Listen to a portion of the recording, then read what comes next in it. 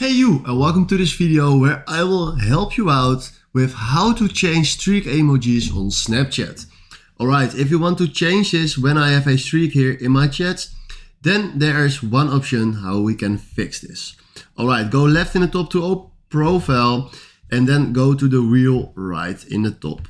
Then when we scroll down to additional services, we will see the option friend emojis. Tap on that.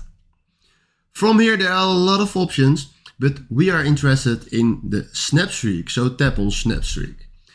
From here we can choose every single emoji that we want. So I like the smiley, tap on that, go back, and now we just fixed or we changed the emoji for our snap streak.